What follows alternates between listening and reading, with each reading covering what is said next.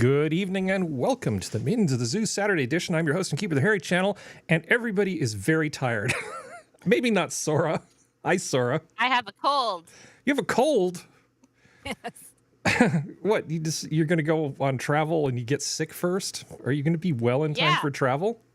Yeah, because I'm so happy. Oh, We'll talk about timing. Sorry, that's my dog. Yeah, I know. I tried to take I tried to take a vacation, I don't know, about 12 years ago. I tried to take a vacation, and an air conditioning problem occurred at a customer's that required me to once a day go and manually do things to keep all the systems from melting down. I was so pissed off. What were you doing? Restarting all the thermal shutdowns? Manually draining tanks from portable air conditioners and just making sure that it all didn't go to shit. Oh boy. Every time I try to take a vacation, I either get sick or some disaster happens. But it isn't about me. I apologize. Yes. Hi, Sora. Is there anything you would like to share with us, even though your life is sad and boring and you can't go anywhere because you feel like crap? So you haven't had any wonderful meals? No. No? Sadly, no. Nothing like that. Just work. And of course, I pick up this cold. Mm-hmm. So fantastic. I think it's the transition of the seasons that started to rain here, but I'm not happy. I had this feeling it was coming, and I tried to like drown myself in supplements and stuff ahead of time. It was too late. I was too late. It got a hold of me. Well, sometimes Benadryl trickled down yet to coughing. I did cough a little bit, but it seemed to have gone away. So I'm hoping it's just a head cold. Are you getting enough sleep? Probably not. Yeah. I have in the last few days, but I have a feeling it probably caught me. Yeah. So that's my fun. Just ahead of, because I fly next Friday, so. Yeah. Who's happy? This person. Yeah. So if you've got like a head cold, what you totally want to do is be in a partially pressurized tube that's changing altitude and stuff. Yeah, that's probably great. I've been there before. Do not want to repeat. No. Well, hopefully you'll feel better by then. What I was going to say was I think when that sort of thing happens to me, if I can, I usually am just really tired and I just go to sleep and try to sleep for 12 hours. And at the end of that 12 hours, I either wake up horribly sick or I'm all better. And that's just sort of at the beginning. That's what my body needs to sort of get rid of that kind of stuff. Sleep. I kind of like went to sleep around 8-ish last night and woke up naturally by 7. Yeah. So, that's going to help. Yeah. Well, I'm sorry you don't feel well. Yeah. It is what it is, but thank you. Yeah, it's miserable. At least, the thing is, I wouldn't care if it wasn't for the fact that I'm visiting my grandmother. If it was honestly, if it was just going on a fun trip where I'm not meeting a very aged relative, I would have said YOLO, not my problem. Everyone should check your own immunity, but it's not the case. Yeah, let's see. What was I going to do? Oh, since you don't feel well, I can show you this early. Oh, I love Moodang. Yeah. You seen Moodang? Yeah. It's a baby hippo. It's a baby pygmy hippo. She's so funny. She likes to chew on the keepers. She looks like she's kind of grumpy. A little grumpy pygmy murder baby cow river vegetarian. Look at this little baby. So happy. So that helps, right? A little bit of that. Yeah. They make great pets, I've heard. Full-grown hippos. And then there's this one here.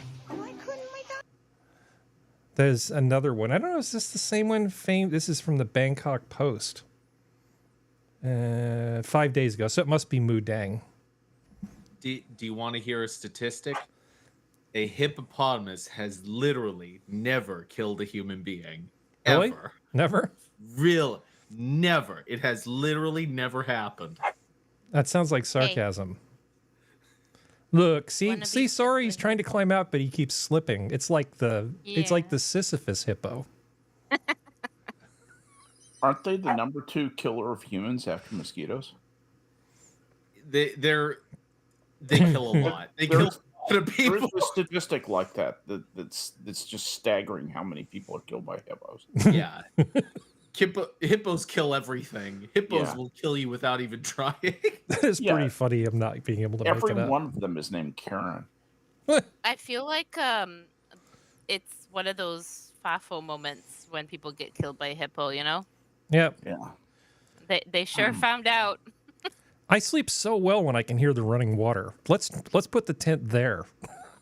Yeah, yeah. Let's camp down by this beautiful lake at night in Africa. Let's do that. Well, how's it going, Skep? Not too bad. I'm having a good day. We got the yard mowed and put together, and starting to winterize it a little bit, ripping out the old foliage. Got the blackberries cleared out. You have to clear out the bushes annually. They come back, don't worry. I think there's only one blackberry vine in the world. It just has nodes. And they once they appear in your yard, they'll never go away. The let's see, other things going on. We have a new rescue puppy, little possum, and that's spelled Pacem, as in Dona Nobis Pacem. But I call her Possum. And she's the ugliest little dog you ever saw in your life. And she's just cute as she can be. Just cute as she can be. Cute and sweet. And was terribly maimed. Was pried from the mouth of a Great Dane who was in the process of killing it. And brought to our house. That's all that has happened to this dog. The dog's going to get looked at by a vet on Monday, but we had to get it well enough to take it to the vet. So, but it's all cleaned up. She's all cleaned up, has her name, knows her name, has joined the pack around here, and is coming along very nicely. Looks like a real survivor. I really like this little dog. She's lovely. She's not ugly. She's a little baby. She's a little baby. I shared that picture, didn't I? Yeah, I put that up on Discord. So anyway, that's kind of what's going on around here. Just family stuff, normal family operations. Done with Everybody's tomatoes? fine. Yeah, I'm so done with tomatoes. I still got tomatoes coming in. I actually executed my plans.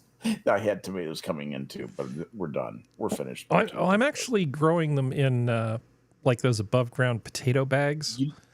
And I did that on purpose so that I'm not committed. I have commitment issues with these tomatoes. Right. So nice. we're still seeing other people. Yeah. Keep your options open. Yeah. Yeah. How about you, Harry? Good times. What's going on in your life, bud? I don't know, man. I know something happened, but I can't really remember. My brain's all squishy today. Yeah. But is imaginary girlfriend okay? Yeah, she's fine. All right, and She's you're fine. And so there's lots to be grateful for. I had to help a friend chop down a tree today. That was fun. I don't mind chopping down trees. No. Yeah. Threatened me with a good time. Well, people don't know how to do shit, right? So, hey, do you have a saw? Right. I'm like, I'm bringing the chainsaw. I'm not. Right. This isn't handsaw territory. I mean, it took me 20 minutes with help. I basically just drop by, saw, have fun cleaning that up. I have to go. I got shit to do. I got to go to the restaurant supply. Did you at least cut it into firewood for him? No, I don't think so. It'd make good firewood. Besides, around here, people generally don't burn anything. Well, this was in Silicon Valley, so never mind. You can only burn like 3 days a year. If it's raining, maybe. Yeah. Yeah. Okay. In other parts of California, unless you just start like a huge trash fire in your backyard, you can do whatever the hell you want on your own property anytime you want. Brick pizza oven, nobody cares. But let's talk to Jack before he falls asleep. Hi, Jack. Hi. Hi. So, okay, before we talk about the thing that I know you want to talk about, the reason that I sent you the invite today, is there anything you would like to share with the class before we get started? Well, on a company outing yesterday, I went golfing for the first time ever. Real golf. Nice. Yeah. So I'm just freaking sore today, and I've just been exhausted all day. Nice. Yeah. But I did for the first, because I had never been golfing before. I did. What was that? We did the closest ball rule with teams, which I'm told is a thing, but apparently you're in teams and y'all hit off, and then whoever's closest, they take the position of that ball, and everybody hits from there, and you get a score as a team, and you compete against other teams. Nice. And, yeah. So we didn't come in last. Last place was referred to as most honest team. Cute. Yeah. And it was fun, and I sunk a birdie, or I putted in a birdie, so that was nice. Yeah, that was a nice moment. Yeah, I used to golf when I was young and small. I used to get up in the morning, and every Saturday morning, my grandfather and I would go golf. And I took lessons when I was 8. And at the time, they weren't really sure, is this allowed? And they figured out, well, it's not disallowed. as long as there's an adult with him, it's fine. Harry, there's no rule that says a dog can't play golf. Exactly. I was actually pretty decent. The trouble was, it was before they figured out I couldn't see anything, so they'd sort of have to turn me toward the green, because I couldn't, like if I get out my driver, I couldn't see the damn green. I don't know why it took people so long to figure out that I couldn't see a damn thing. But that's neither here nor there. So the question of, did I do anything? And the answer is, the best thing that happened to me this week is I was surprised that the Ig Nobel Prizes were back, and it's no longer a stupid Zoom meeting bullshit thing. It was like actually in an auditorium, and people showed up, and it was awesome. And so for those who have watched this for a while, you guys are going to know what the Igs are. It's basically awards for ridiculous and bad and funny science. And they're real science things that happen. It's not joke science, but the subject itself is usually something kind of funny. So they posthumously gave an award to B.F. Skinner for the pigeon-guided bombs that we talked about a year ago. Yay! Yeah. Peck left, peck right. Yeah. Awesome. Yeah. They also, let's see, there were a that. bunch of different things that kicked in, but one of the best ones was there was this one study about mammals that can breathe through their anus. Which something I call politicians. Yeah. And what they did was they essentially were looking at like loaches, and they put them in high oxygenated liquid, and were able to study. Yeah, they actually found that. They actually found that oxygenated liquid in the anus of a loach is enough to keep them moving. Science. Osmosis is a great thing. Other things that were sort of notable. One physicist actually studied the motion of live trout versus dead trout in running water, and found that actually a dead trout flops around from side to side about as much as a live trout does. It's really the physics in running water. It's like even a dead trout basically swims if you just pass water over it. Well, the thing is, so the trout, great research, when it propels itself, is out of phase with the currents in the water, the microcurrents in the water. But when the trout is dead, it flops in phase with those currents, since they are the things that are moving it.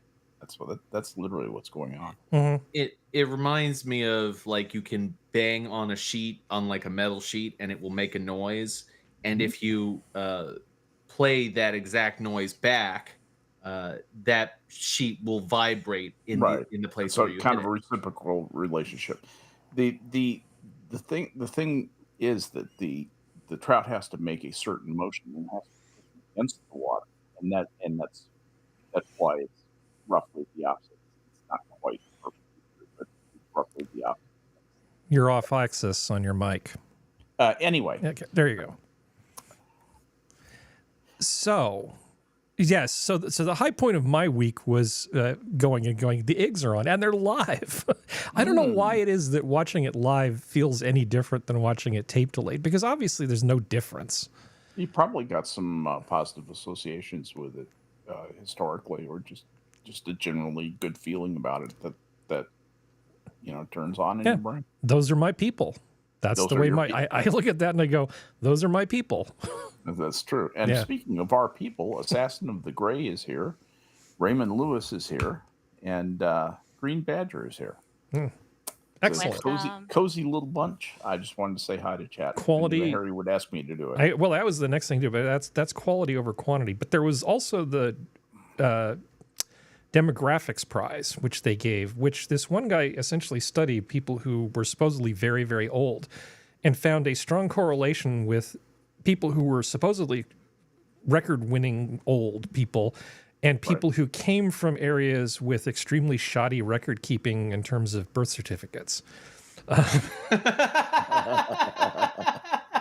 Yes, indeed. So it was like Saul Justin Newman, an interdisciplinary scientist at Oxford. I was joking to my family, recalls every scientist dreams of a Nobel, but yeah, my dream had a typo in it and I'm perfectly happy. For example, the world's oldest man has 3 birthdays, one of which seems to be a deliberate fraud. In Japan, 82% of the 100-year-olds turned out to be alive on paper and dead in reality. The list goes on. I had a lady reach 103 in a freezer. And a lot of this really just boils down to fraud. Yeah. Grampy's getting a check. Let's just have that keep happening. Yep, absolutely. Well, doing fine. Captain Tuttle. Much. Captain Tuttle, he was a hell of a doctor. Too bad we lost him. Yeah. So what did I do this week? I enjoyed the eggs. I was just happy to have that happen. I really don't get into the little operas that they do. They're little shitty homemade operas. And I've noticed I find those unwatchable. It's like that's where I just kind of like turn the volume down and go refresh my beverage. Right. And the weird thing is, a friend of mine, particle physicist from I think he worked at Fermilab for a while. They would do these little operas. I don't know what it is, but are all physicists sort of frustrated opera performers? They're just nerds. They're nerds. Yeah. They're fucking nerds. They get identified early because they're the smart kids in math, and they get pipelined. Like the kids for med students, it happens in late high school and early college. They get pipelined. They never have a chance to develop a normal personality. Yeah. That's why doctors are so fucked up. Yep. Anyway, before we get sad, Jack, so we talked about, you contacted me and you asked me about data storage, right? Because you wanted to store data for like a very long time potentially. And you wanted to know if I wanted to do that, how should I go about it? Yes. And I told you your best bet with current technology was optical storage. Yes. Because that is the one of the best things. And then, as if by happenstance, trying to find this thing, let's see, where's IT news? This article came up in Ars Technica. Music industry's 1990s hard drives, like all hard drives, are dying. They stopped using tape to record the digital masters in the studios. Oh my God! So the safety copies are going away. Well, they made 2 copies, both on hard drives, and in some cases, neither one of the hard drives would actually spin up. Now, fantastic. That's fine. I mean, you know that basically a hard drive and a tape are very similar. A tape is just a linear piece of media that has little magnetic things on it that you can align and realign to represent a signal. A hard drive just has a series of platters that are similar to that, and they work kind of like a record player, but it's like you've got a whole stack of these little magnetic platters. The oxide can literally, there's a lot of ways these can fail. The oxide can just fall off the medium. That's a thing that can happen. Or it won't spin up because the drive is foobarred in the hard drive, the little mechanical drive that makes it spin. The logic board can get screwed up. There's a whole bunch of ways one of these things can fail. It's funny because when I was doing the research, I looked up, what is the type of media that lasts the longest, and the first answer that pops up is tapes, which was kind of weird because I didn't know that people still use tapes, but apparently they do. They do. Well, I mean, actually, a lot of the original data from the early space probes still exists, but it's on tape technology that is almost completely gone from this planet. And at some point, the oxide can just fall off those tapes. It's not a perfect technology at all, but the nice thing about a tape is it doesn't have a lot of other crap along with it that can fail. It's just media, right? And if you store it properly and take care of it, it's like a DVD or a Blu-ray. It doesn't have a lot of there's not a lot of stuff that can go wrong, right? As long as you store it properly. Yeah. But the record companies, in some of the batches they're looking at, they've lost as much as 20% of their archive copies of things. Wow. That sucks. That's so sad. Yeah, that does suck. It is. And the real way that you store data like this is you just keep it on live media that's distributed and fault tolerant. And when you go from one generation of technology to another, you just migrate it on forward. And you do this forever. If you want archive, do it optically. It never occurred to me that this was a problem until very recently. I have had experience with hard drives that were in batches that had a lot of problems where you'd turn them off and they just wouldn't turn back on again unless you pick them up on like a concrete floor. You had to hold them about a foot off the ground and you drop them so they landed flat. And if you were lucky, they might actually start back up. You can usually, if you care enough, like 3-letter agencies, if they want to know what's on a hard drive, trust me, they will get that data off the hard drive as long as it's still readable. Having the controller break or the motor die is not going to slow them down one little bit. They have tools for taking these things apart and replacing whatever bits are broken.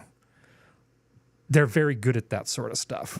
But the music industry maybe isn't prepared to have 3-letter agency level data recovery done on all these things. I don't want to see art get destroyed because somebody made a poor choice. Right.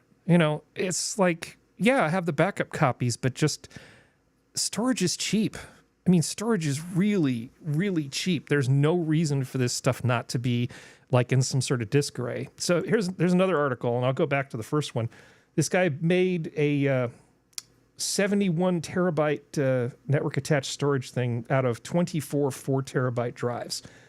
And it's been running for 10 years, and he has had a single drive failure. Of course, he's a nitwit. He powers it off every time he doesn't need it. So he's actually only starting and stopping the thing. Yeah, the thing has only had like the equivalent of, I think, 6 days worth of operation in the last 10 years. Holy shit! He's actually logging in with IPMI and remotely from the management controller, spinning the array up and down as he needs it. That's gonna fail. You can just have all this stuff running and this is just stupid. This is just crazy because you're solving one problem, but you're asking for a completely different problem. You're asking for real trouble. Yeah. But yeah, they're saying like entropy wins. I think this article is a little weird. Maybe I'm sort of missing something, but if you have data and you really, really care about it, and it's only on old hard drives that are sitting in a closet somewhere, put it on optical storage. Put it on optical, or more important, just pull it into your current drive as well, your current storage solution. And when you buy a new solution, take all of your old data and move it into the new one. Migrate it forward. I never throw anything away. Me either. I had a drive fail in one of my ZFS file systems recently, the one that is like my deep archive for everything. And so I just bought another 18 terabyte drive, and after this show, I'm going to start the data recovery on it. And I never throw anything away, ever. There's no reason to, because storage just gets cheaper and cheaper all the time. I just make copies of it on the new thing constantly. Mm-hmm. I mean, someday I'll be dead, and then I won't care. So if you really want something to last forever, optical. And put it in something where it's temperature controlled and it can't get shocks or bent or anything like that. So do you have any questions, Jack? No. Yeah, because the tape thing is actually... Tapes have to be stored in specially conditioned rooms.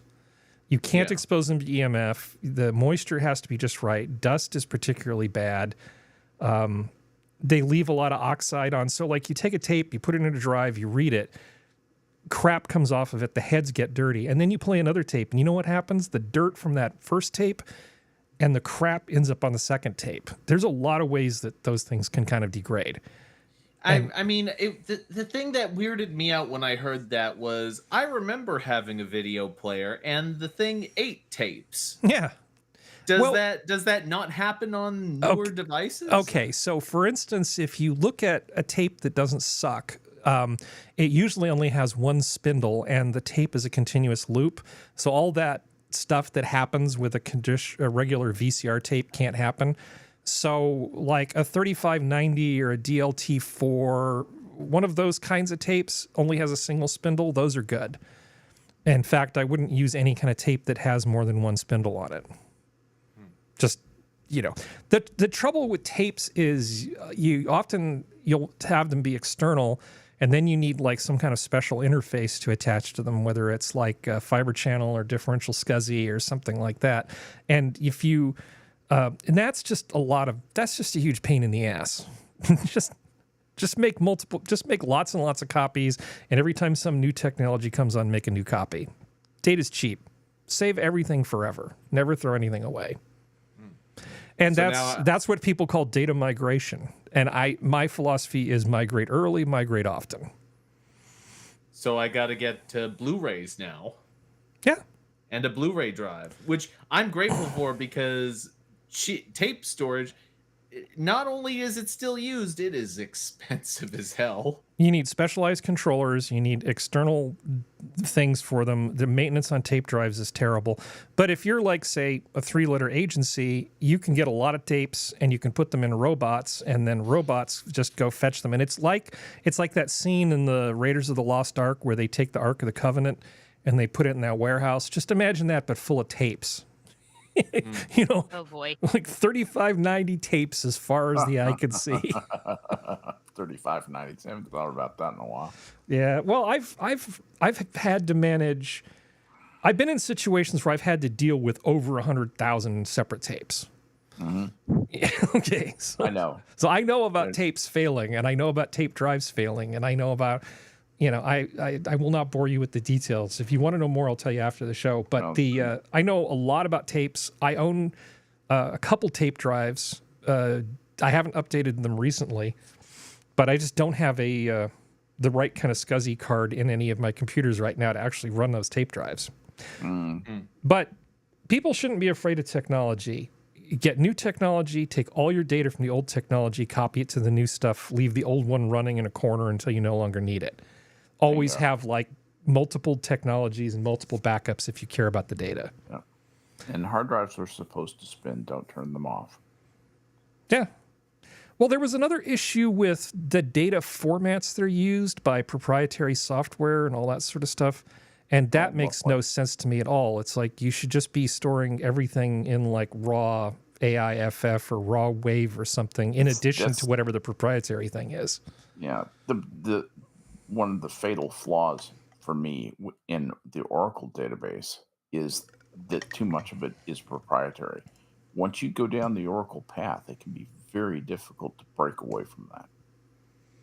You get addicted to it. Yeah. You get and their weird little database shortcuts worm their way all through your code, and pretty soon you're looking at it's not just the database. They're influencing and kind of guiding you towards spending more money on it's your code base too.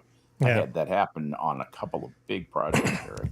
Oh, cryptic is like saying nobody remembers zip drives. Oh, I remember zip drives. Oh, I remember zip drives. Are you I kidding me? remember those too. And Assassin, I'm not ignoring the chat. I'm literally just looking at it now. Let's see. What about NAS? Yeah, NAS. Build a NAS. Network attached storage. Honestly, there are so many fantastic technologies out there. There's no reason to ever throw anything away. Nope. You know, I'm a big fan of ZFS. I'm a big fan of Ceph.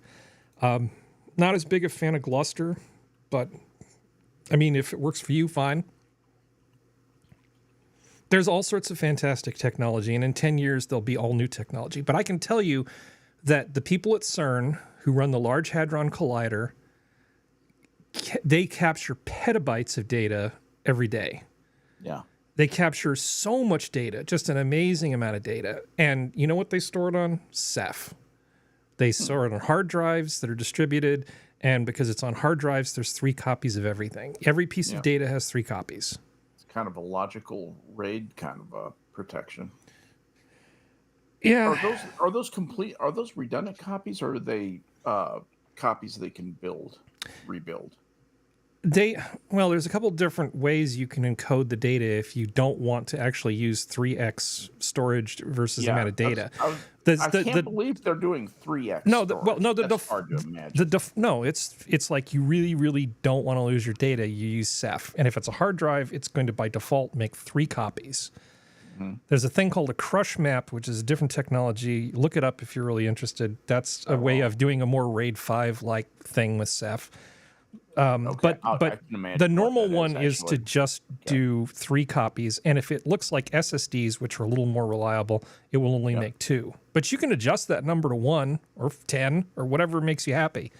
That's the beauty of something like Ceph. It's completely free and it works great. The learning curve is a bit steep. Don't ask me for help. Anyway, all right, before I bore myself, let's see. What else is going on in the chat? Got me very interested now. Okay, ignored my NASA question last time repeatedly. Fibbing is ungentlemanly. What is this NASA question? Repeat the question. Yeah, repeat the question if you don't mind. And be sure to do it in all caps in a way that is totally inscrutable. I'm just giving him shit. Ceph is CEPH. It is a distributed network storage system. It is an excellent, excellent product. If you're trying to service clients that are like Windows and stuff, you may find that you need to use like an NFS thing that can read and write Ceph blocks and then re-export them as NFS or SMB CIFs or something like that. It was from the other week. I cannot remember. Well, that explains it. I can't remember what the NASA question was either. Oh, this is that storage cluster. I've read about this. Yeah, Ceph is great. Ceph is what I know they use at CERN. Cool. And also at a bunch of banks and all sorts of other places. Yeah, I was going to say yes, exactly. My old $8 billion bank, I used to be the head of networks there. Well, we looked at that type of technology. Well, what's great is you can use Ceph for free and do the work yourself and run it just fine. Or you can pay for consulting from Red Hat or Ubuntu / Canonical.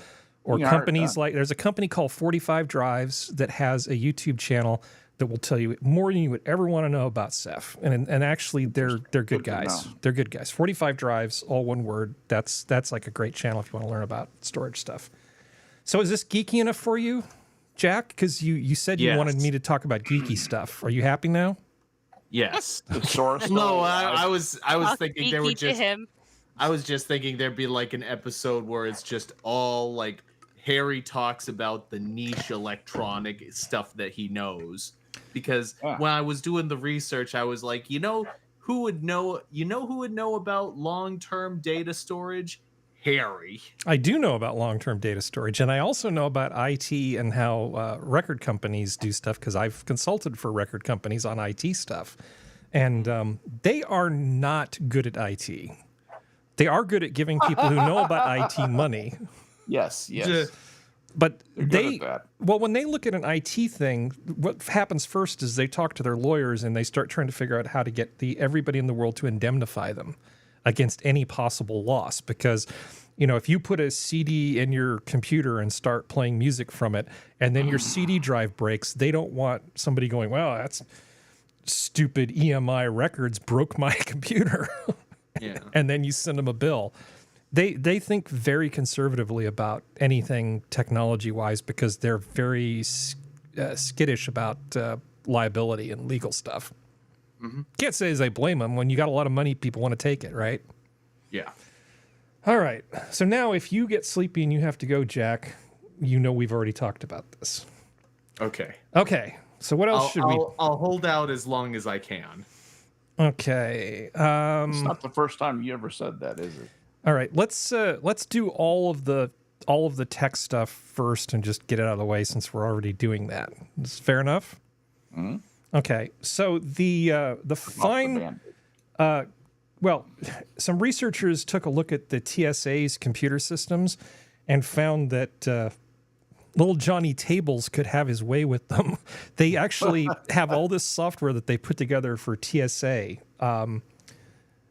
For keeping track of known crew members and people who are supposed to have special access.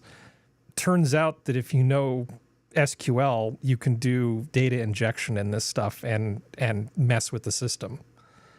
I would think that after 9/11, they would not allow this sort of thing to happen, but TSA does seem like the discount 3-letter agency, doesn't it?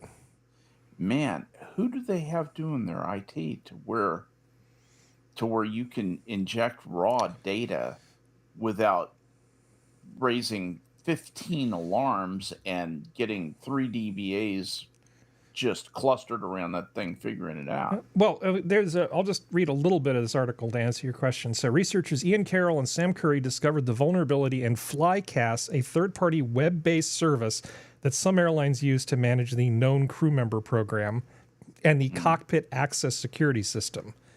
KCM is a Transportation Security Administration, TSA initiative that allows pilots and flight attendants to skip security screening, and CAS enables the authorized pilots to use jump seats in cockpits when traveling. No risk here, right, Skep? It's fine if there's a little bit of leakage here. The KCM system, operated by Arnic, a subsidiary of Collins Aerospace. Collins Aerospace is the answer to your question, Skep. Verifies online employees' credentials through an online platform. The process involves scanning a KCM barcode, blah, blah, blah, blah, blah, blah, blah. SQL injection. The oldest and easiest way to hack into just about any system that's got a database in it. Absolutely. And if you allow that so kind of thing to easy. happen, it's like, yeah, just no. Okay. All right. Any questions? Is there like a basement level explanation of what SQL injection is? Okay, so SQL is a language that you use to manipulate databases, like select star from table where condition is met. It looks like English, but it's not. Or insert this or change these values in this table. And it looks like English. So if you have a web page and you say, enter your name or the name of the airport you're going to be flying from, and instead of that name, you put like a semicolon, you just start typing SQL. and it interprets that as, I'm now shoving an SQL command that's going to be executed by the database. Right. That's bad. That's the quick explanation of what an SQL SQL injection is not a legitimate thing either. That's an attack vector. That's not, something that is a database term. There's no such thing as, the inject command in classic SQL. Yeah. It's almost always malicious. I mean, I've never heard of SQL injection as identified with anything positive. Harry, have you? No. Cryptic said SQL is used mostly for historical data, and that is not true. SQL databases are still very, very, very common. Don't let the MongoDB, CouchDB, NoSQL people fool you. Lots of systems use SQL behind the scenes. The legacy ocean of databases is SQL, guaranteed. Especially in the financial industry, which is where much of the data is, much of the data in the world. Yeah. Well, let's see. Let's move through this stuff because we're hemorrhaging viewers. I know this stuff is sort of niche, but hey, we're just here to have fun, right? Themselves? We're just here to have fun. Well, it's interesting. You kind of learn something new. That's the whole point.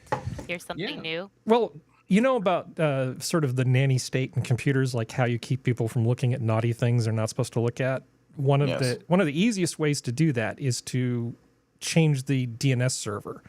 So you get a URL for something, www.hottygirls.com or whatever, right?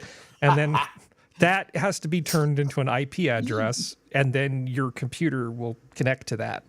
So if you can hijack the DNS, the lookups of the host names in those URLs, you can control whether somebody has access to it or not. So the entire country of Malaysia decided that they were just going to do that. And they told all of the ISPs, hey, from now on, if anybody tries to use a DNS server that's not one of yours, one of your Malaysian ISP DNS servers, just block it. Make it so that we can control everything that's going in and out of Malaysian computers by hijacking the DNS. It took about a day before everybody lost their shit because this is a very hard thing to do right, and they ended up breaking everything. Like everything. Ow. Yeah. So apparently Malaysia sort of lost access to the internet for a while. Akfe. Yeah. Yeah. Malaysia is working on an internet kill switch, says ministers. Yeah. Okay. Yeah, you killed it. You killed it. I mean, man, what is it about petty tyrants that just have to control this sort of nonsense? Because they have very limited points of view. They don't realize that the marketplace of ideas is the strength of any society. Yeah, well, that's true, by the way. Well, there are encrypted DNS services that you can use that are available. Oh yeah, let's talk about those. But you have to go beyond encryption. You have to use something that's encrypted and hard for them to block. Because if it's just port 43 UDP or TCP, which is the default for DNS, for domain service, they can just block that based on where the connection's going to the DNS server. But there is encrypted DNS, and there are technologies that make it work. Yeah. And there are VPNs that can tunnel outside, and then you use a different VPN DNS server because you're VPN. Right. This is all so stupid and pointless, right? This is just, I don't know what Malaysia thinks they're going to accomplish. I think that this is TSA levels of IT stupidity. This is typical of a centrally led economy. This is the weakness of these socialist or semi-communist states, or even a semi-fascist regime, which more accurately describes Malaysia. They can't anticipate all the problems. They can't anticipate all the needs of everybody. So they say, well, what's something that seems like we ought to need? Well, we ought to be able to turn off the internet when we need to. That was some bureaucrat's idea. That was not an engineer's idea. Yeah. I promise you. That's the capsule doesn't need a window thinking is what that is. Exactly right. Put a fucking window in it. Yeah. We will not get in until the window is there. That was so studly. But DNS is actually an amazing thing. It's one of the best written protocols, in my opinion. It's a simple directory service. You give it a string, you give it a very small amount of information, and it just does a quick lookup, and it hands you back this thing. And DNS servers do so much work, and they do it so fast. Yes. I've actually had test setups where I was trying to figure out what was going on, and I realized that they were doing hundreds of millions of lookups internally per day Really? because Yeah. something was misconfigured. You know, that kind of thing. It was just crazy.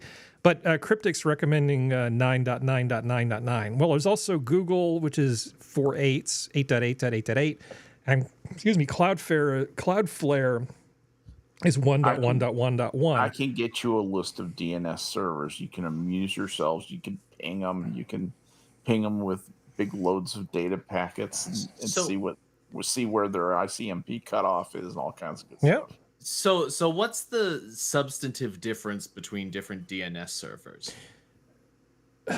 There really isn't.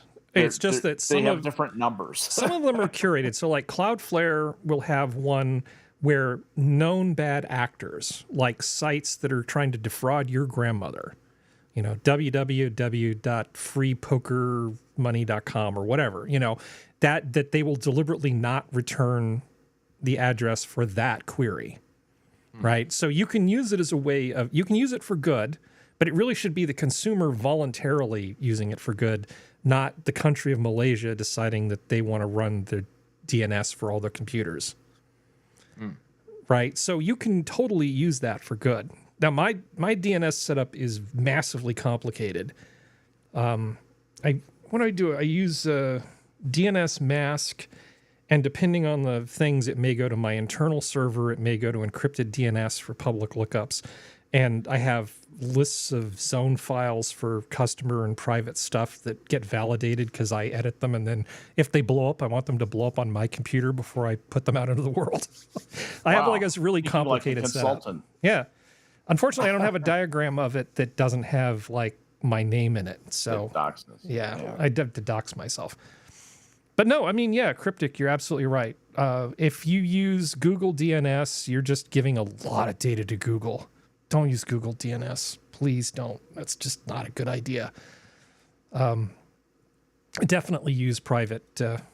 Was it chickenfeet.com? I'm not going to check that out. No. Okay. So let me see if this still works.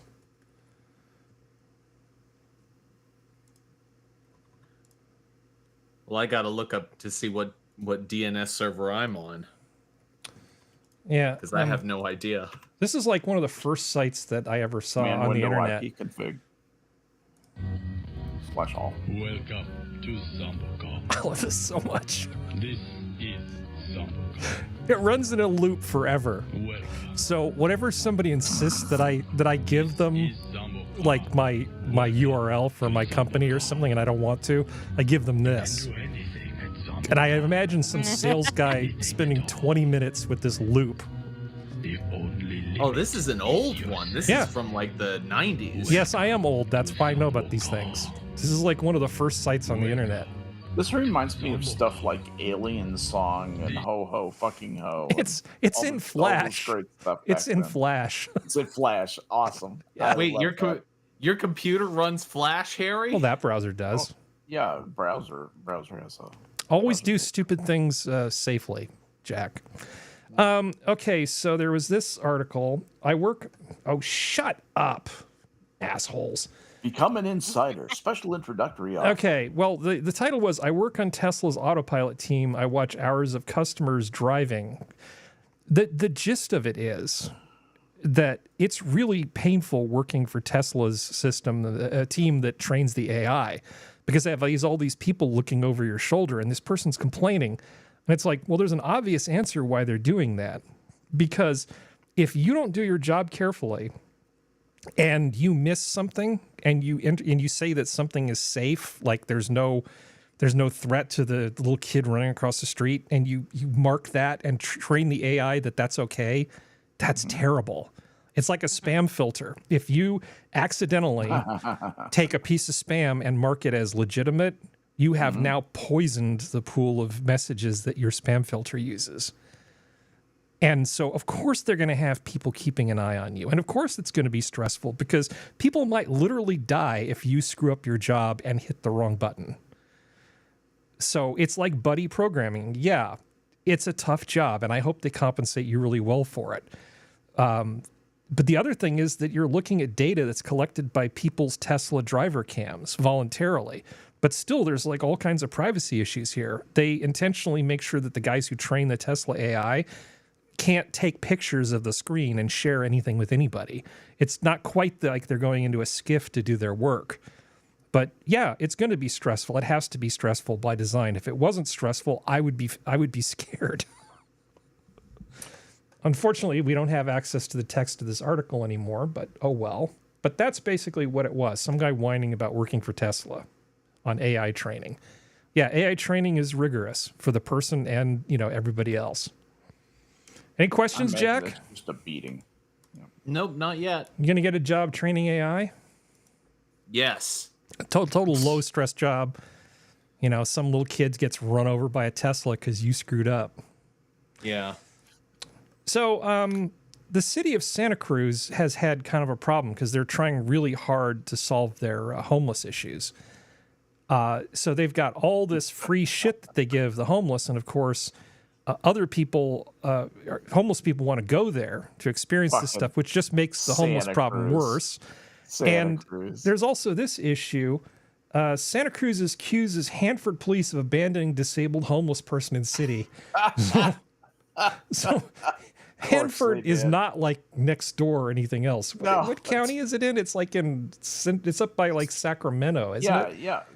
Hanford is way the hell and gone. So they essentially took this disabled homeless person, stuck her in a car. 150 miles.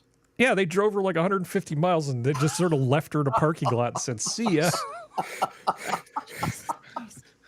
So Santa Cruz has passed a law, a very sternly worded law that says it is not legal to do that. No dumping. Yeah.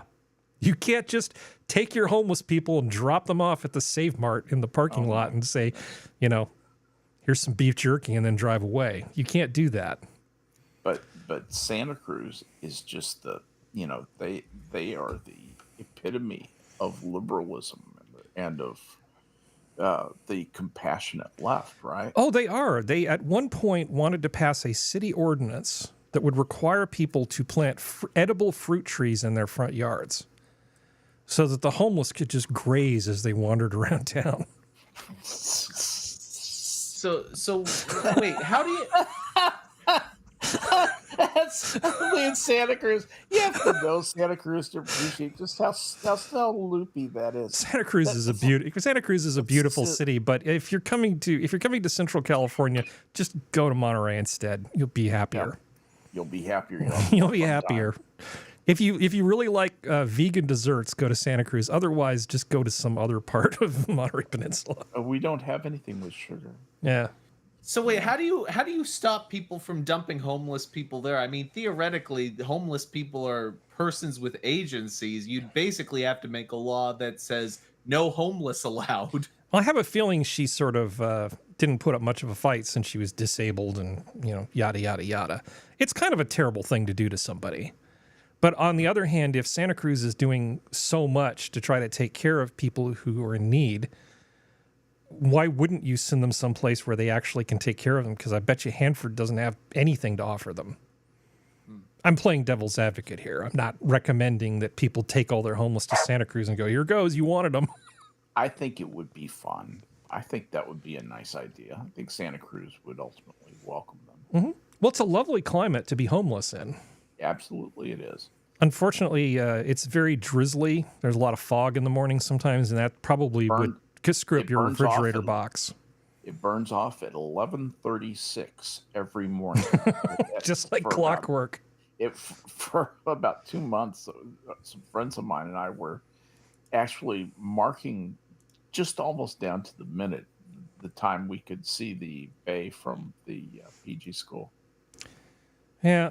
When the fog would lift enough. So we don't have functional tonight. 11:36. Sora, can you be our gaming correspondent? Sure, I could try. Okay.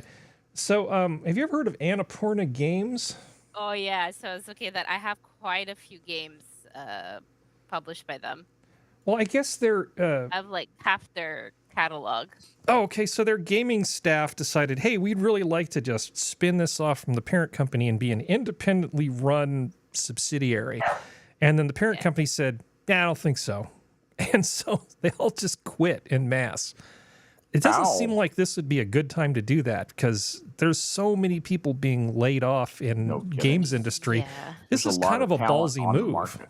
Yep, a lot of talent. So I looked into the lady, the head of Annapurna. She's 38. She's coming from a wealthy family, and she has a Tony Award. So she produced, so part of Annapurna Entertainment or whatever, the parent company. Megan Ellison. There's a name Yeah. that'll trigger Skep. I wonder if she's So- related to Larry Ellison. Oh my God, Larry Ellison. I don't know. But keep going, Sora. She has like Oscar awards, Tony awards, all because she's a producer of things. She was on she put money behind True Grit, a bunch of other stuff like this. So, and she seemed that whatever she she's puts the money daughter. on, Yep. she's like, No, I want these Feeding associated gold. with me, not some independent company that I own on paper. It's like she wants to own her stuff. Well, it's just interesting because obviously you never look into who publishes the games you play. Well, at least I don't. Not like the small stuff. Yeah. Yeah, They and just apparently quit. they were in talks, and she decided to nah. I decided against it. Yeah, well, she walked away from the talks, which she can totally do. It's like Yeah. in this thing, there's really, I mean, the power dynamic isn't really great for the people who quit. I guess if all of them quit, I don't know how they thought this was gonna play out. Like, did you think that she was just gonna go, oh well, if you're all gonna quit, maybe I'll just give you all the things you want that I don't want to do? No, she's Larry Ellison's daughter. She's just gonna find people to replace all of you, and she's already got a new guy in who's essentially head of the studio, and they're trying to recruit new staff. I don't know. It just struck me as Wow. kind of It's weird. As like in a time where so many video games are crashing and burning, and people are killing off the studios that they hired for them, right? Mhm. This seems like a bit of a daft move. Like, where are you going to go? Are you forming your own? Did anyone think ahead of that? In terms of profitability. Shut up. I'm getting like the vibe of the episode of Seinfeld where George turns down the offer for his pilot and then he goes back and settles for less money. Jack, you have no idea how happy you just made me by doing this, because you just gave me a segue that I did not think I was going to have. Is there anything else we need to say about this Annapurna thing other than what the hell? I'll keep an eye out and see what's going to happen because it'll be interesting. No, Well, there's one thing they are developing. Hold on, because I remember. So mostly they're publishers. Sorry. So there's developers of the video games. They have their product and they need a distributor, right? A publisher. So they publish the games. They are developing one game that's upcoming. Mhm. That looks kind of big-ish. Which then it'll put probably its future on hold. Hold on, let me find it because I can't. I've seen some speculation online where they're talking about anticipated games like Blade Runner 2033, Labyrinth, and Wanderstop should be fine. Bloomberg that says that all existing games and projects will remain under the control of Annapurna and not announcing any changes. Mhm. So looks like business as usual. That may be a brave front. Losing that many of a programming staff, you don't just replace those people. Yeah, that's a lot of domain knowledge leaving all at once, because if Yep. literally everybody's leaving, all that people are going to have to look at are design docs and source code. Exactly right. And that's Reverse like, engineering, and I've done a lot of that. yeah, I you're have going to done a need shit pile you're going to of that. need some really good people if you don't want to lose a year. You'll lose It's a year. You'll lose a year to rebuild the code base Yeah. because you won't be able to. The code base as it is will almost be rebuilt in the course of learning. I'm sure they did literate programming. They That just always commented and put descriptions Sure. of things. in the source code. Nobody wrote a program, a suicide program that says strip out all the commentary. I'm sure there's no canary anywhere that causes it all to crash and burn. That would be Right. well. That actually would be illegal, and you could get in serious trouble. You go away for a long time, and that's federal time too, by the way. Yeah, that's the big no sky yard. Yeah, Right. yeah. Yep. So And Enough Skep, nerd talk. it was the Blade Runner game. That's the one that they're developing. nice. Didn't see any comments about that. I was just kind of string searching these things. Yep. Yep. All 25 members of the Annapurna Interactive team collectively resigned. Former President Nathan Gary and staffers told Bloomberg, this was one of the hardest decisions we have ever had to make, and we did not take this action lightly. I don't understand. It's not like they were trying to escape from some horrible situation. They really wanted to make this change, and then they were told no, and then they just sort of kicked their toys out of the pram and started crying. I don't get it. I feel like there's something here that we're missing. But It's weird. it is More will weird. be Why would- revealed. You watch and see. You'll know so much more about this time next week. You watch and see. The timing is just strange for this sort of Yeah. thing, don't you Yeah, think? this does not feel natural. There's more to come very soon. All right. Well, like Dynamic we'll keep looking for things. So, Yeah, Skep, sir. do you watch any podcasts? I just need like an example that are like celebrities who've decided to start podcasts. If so, which one? Name one or two of them. Celebrity that does like Dave Rubin or No, celebrities Shapiro. like entertainment people who started a podcast. No, I don't respect any of those. Well, people. like Jamie Lynn Sigler has a podcast on the Your Mom's listen. House network, for instance. Just picking one at random. What about you, Sora? Yeah. Are you watching Michael Rosenbaum's thing and just learning all about Nope. Smallville? Nope. No, Do you watch any of these podcasts? no, No, Jack. no. What about you? I don't watch podcasts. You suck. Okay, because the thing was, I stumbled across a podcast Improve with our lives, sir. Jason Alexander, the guy who played George on Seinfeld. Yeah. And the thing that amazes me about it, it's called the Really No Really podcast, is Jason Alexander is a pretty famous guy, right? And Yep. he was on Talented, like too. talented. You would think that he would have like actually good numbers. He doesn't. I mean, his numbers are really kind of terrible. He's got 36,000 subscribers. He got 90 thumbs up and 1.3K views on something that's 11 days old. 1,000 views. Yeah. Well, how long has he That's been doing surprising. He's still Jason Alexander. Oh, and he was actually talking about the eggs. Really No Wow. Really podcast, multiple playlists, videos. it? So 87. Yeah, that's quite a bit. Yeah. That's like serious content. So why does he get like no traction at all versus here's a podcast I actually really like and recommend, which is The Fly on the Wall with Dana Carvey and David Spade.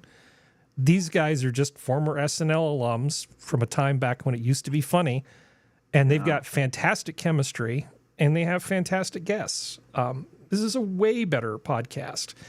I'm not surprised that they have 178,000 subscribers, and I'm not surprised that they get like real views, at least, more than 10,000 apiece.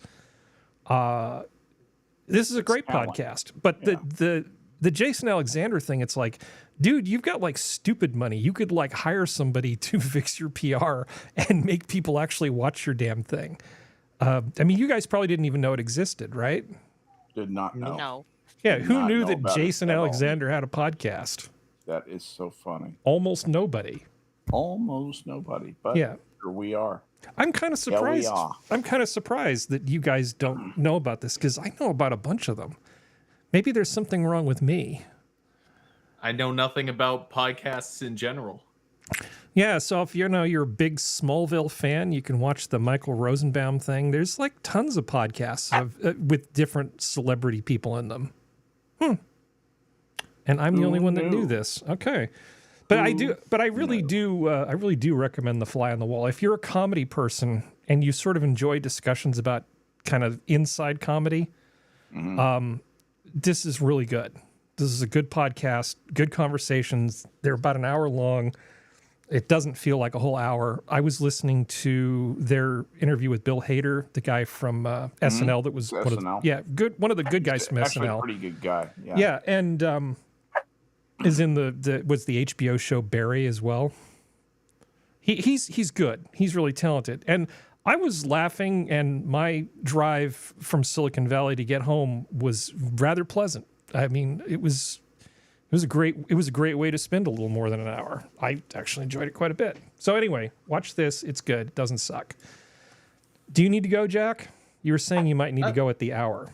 No. I'm trying to hold out for as long as I can. When I start fading out, I'll let you know. Making me nostalgic for that drive, Harry. Yeah. So you want to see something really cool? I mean, like really cool. Yeah. No. There is a stained glass, not stained glass, a neon sign company in Oakland that has basically been serving the Oakland, San Francisco area for quite some time. People go to have their signs fixed. The guy who runs the shop, they'll say, "Oh, we'll make you a new sign." And they say, "Yeah, just go ahead and throw the old one away." He doesn't throw the old one away. He saves it. They've essentially got like a huge museum, and once a year they open it up so people can come in and look at all of the cool neon signs that are left over. The Neon Sign Museum? It is actually a place called Neon Works. Neon Works. And okay. they also will do things like they're working with a nonprofit, and they set up walking tours where they will take you around neighborhoods in San Francisco where they'll tell you about all the neon that's still up in a bunch of these neighborhoods. Where is Neon Works? Does it say what part? It's of near Oakland the Oakland-Emeryville border is all I know. Okay, so it's up by MacArthur. It's up the nasty part. Yeah. Okay. But they have all to these know. really cool old neon signs, and I like every single thing about this. That is really I cool. like it already. Yep. Because so much of the LED stuff, it's like, I get that it lasts forever. I get that it's easy to make. I get that it uses almost no power, but it has no soul. No soul. I'm right with you, Aaron. Yep. Yeah. Feel it. Assassin says he's never watched a single episode of Smallville. Well, I was thinking Sora might have. I wasn't thinking you did. Smallville is pretty... Smallville? It's a show. It was one of the shows about sort of young Clark Kent. Yeah. It was pretty terrible, but enjoyable crap. That was actually one of the characters on that show was involved in the Nexium cult and ended up doing time. She was one of the celebrity groomers, so to speak. Allison Mack. And she's in prison for this. She's out now. Okay. I remember that. I remember that scandal. Yeah. I still think that Nexium sounds like a drug. It is a drug. It is a drug. It is? Yeah, it's a lansoprazole kind of thing. What are those things called? Proton pump inhibitor. Proton. Yeah. Yeah. Proton pump. Proton pump inhibitor. What? You mean like an acid reducer? Yeah. Sort of. Except in this case, it was a weird sex cult with a charismatic leader where they branded people who joined the cult. Why would you name your cult after that? They didn't. It's just pronounced the same way. Oh. Sorry. But I like these neon signs. I think this is super cool, and I'm kind of pissed off at myself that I didn't actually realize this happened on September 8th. So next year, I might actually consider going to Oakland, which is not a thing that I normally say because I hate Oakland. You've heard me talk about Oakland. It takes a lot to make me want to go to Oakland. And I might just do it next year. We'll see. I love Oakland. Yeah. I still do, but I love the Oakland that's in my memory, in my little heart. It's close enough to Emeryville. It might not be terrible. Yeah. Go to Trader Vic's afterwards and get some Navy grog. Oh, well, you can't have that. So, Can have root beer. So Sora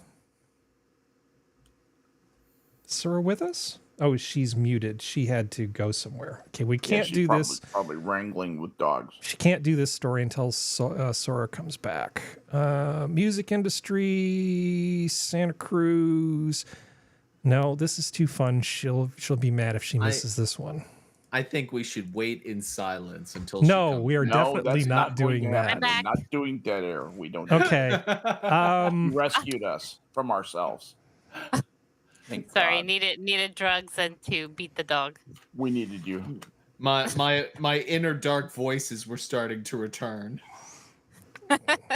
Oh, just let him out. Okay, that one we have to wait for functional. Okay. How about this, Sora? River otter drags child off dock underwater in Bremerton. Probably deserved it. He probably did deserve it. Little asshole. What are you doing? Dangling your feet, and then he didn't You're gonna die. have some fun? No. But it's a teachable Was moment. the kid okay? Well, it pulled the child underwater for a few moments before resurfacing when mom was able to lift her kid out of the water. Good college try on the otter's part, if you ask me. Yeah, and thanks for the effort. Yeah. Thanks for the Very effort. definitely. And what Did do he we get in learn from trouble? this? What do we learn from this? Otters are dicks. Yeah, otters are dicks. And how about be responsible with your children? Yeah, that too. Don't take them near wildlife that's liable to kill them. That's a stupid, stupid thing to do. It's not beautiful. It's not pristine.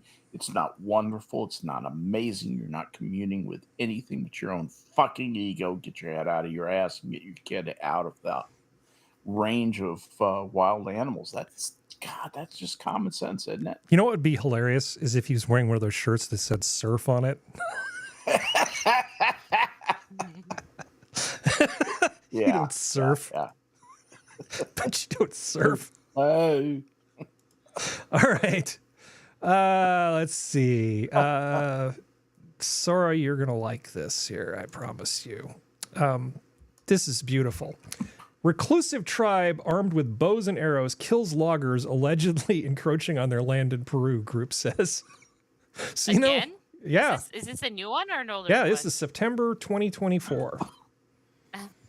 So, they seem to be a little confused about where the boundaries were, and it's not like anybody reached an agreement with these tribes. And they got a little too close, and these guys bow and arrowed them to death. Wow. How many did they kill? 2. I would say that these guys, these tribesmen, may be onto something. Okay. I mean, the more serious question here is, I think it's really weird that we have these sort of things. I mean, how patronizing is it to just go, oh, there's these humans over there. We're so much more advanced. We should just pretend that we don't exist and leave them alone. What? It's a bit weird. It seems a bit odd. I mean, I could totally see approaching them wearing arrow-proof like stab vests and stuff and saying, hey, we exist, we're over here, we'll leave you alone, but if you ever want to get a hold of us, just put this flag up or something, just whatever, right? Just some kind of contact. I think it feels really odd to me that we've just decided, oh, they'll just be better off not knowing the rest of the world is out there. These are human beings, right? But if they're raising their daughters for meat, oh yeah, the thing is, they are going to be at such a cultural disadvantage that I think it's weird for a libertarian to say, but I think there is an argument to very actively make available the conveniences of society to these people. Sorry, but that's just the way it is. Yeah. But I mean, it does, I guess, as Gen Z would say, it does kind of give me the ick. Yeah, I hate it too. Well, these are human beings, and it's just so patronizing to say, oh, well, because they're indigenous, we just have to leave them alone in isolation forever. Do we know that they are more or less not aware of the outside world's existence? Or is it possible that there has been contact at some point and they basically said, keep the hell away from us? I'm pretty sure they keep a fire burning under a human-sized pot at all times, just in case some stragglers come through. But in terms of first contact, a la Star Trek, I don't believe they've been exposed to humans. This isn't about them knowing we're here and respecting their wishes. They're literally just off on their own doing whatever primitive people things they do. The anthropological approach would be to go to them, make your presence known to them, offer them something that might be helpful and good, invite them to talk with you, and that's the first thing that happens. That is an anthropologist, that you've got to get that contact established. Then you would work into something that you could begin taking notes and begin to work on an ethnography of these people, and then do the language work on them. I mean, that's how these people should be studied, in my opinion. Speaking of study, if I was a shady government agency, I might see some potential value in having basically a parallel society with fewer than 100 people running, totally cut off from the rest of society. Just saying. Yeah, well, we'll just, in the 24th century, we'll just shove them in the holodeck. It'll be great. Medical testing comes to mind. Yeah. Oh, God. They get the probe. basically they'll get the same treatment the aliens allegedly give us. Oh, by the way, if you have access to the Roku channel, a new season of UFO Cowboys actually just dropped. That is such a trashy show. It's really not good. But it's so bad that it's actually funny to watch.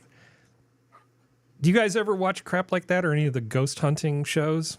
No, absolutely not. See, I used to when I had like proper TV. Yeah. Like yeah, okay. Like a History Channel, that's nothing really about history, and it's all this like basically pop culture stuff. Yeah.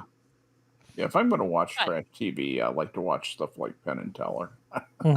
I can't stand the ghost hunting shows, because every time it happens, the same thing always happens. It's like, whoa, well, there's this thing that's totally explainable by like 1,000 real life things, but we're just gonna assume it's ghosts. Yeah, I kind of miss TV. I just watch some stuff that streams now. And if there's something on TV that I actually want to watch, I'll pay for it on Vudu, which got bought by Fandango, I think. So maybe it's Fandango at home. Yep. I'm looking. There's a program I think it's called Haunted Hospitals. Yeah. I think that's pretty good. I'll bet they have some of those in former Soviet parts of Europe. Some haunted sanitariums and stuff.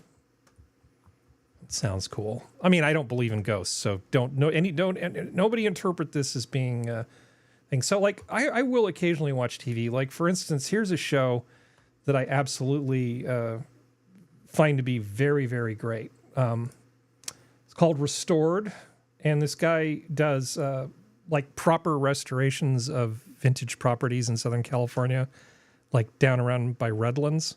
He does just amazing, amazing stuff. And it's all different styles: Victorians, Tudors, mid-century moderns, just all kinds of stuff. And it's a great show. I love this show. So this is like the opposite of HGTV, where they take a beautiful home and they turn it into trashy modern crap. He doesn't paint the brick. He removes the paint from the brick. That's all you need to know. Wow. Yeah. Lovely. Yeah. No, he's quite the dude.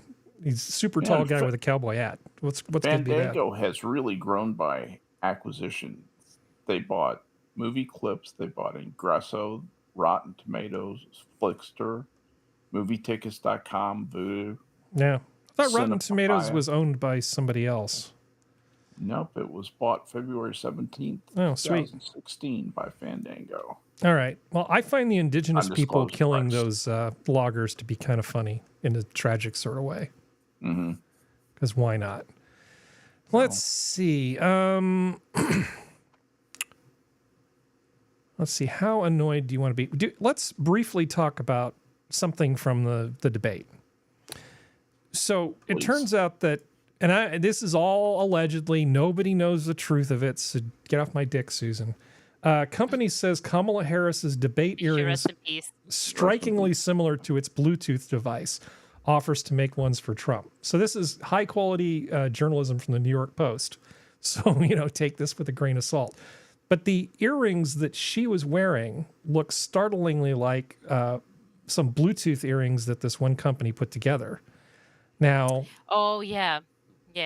yeah, given how curated the look is for that, every single thread on her, everything on her was gone over by a team of people. I can only think she claims they were $800 Tiffany earrings. Okay. But they had to know that they would look like earrings that were Bluetooth enabled. I almost feel like they're trying to trick people into thinking there's a conspiracy that isn't really there. That's what I think it is. I think It feels like a trap. False flag trap. Exactly what it is. And just, all you need to do is step around this. Just ignore this. This is all bullshit. She was prepared. She was given the questions. I guarantee you that happened. She was given the questions in advance.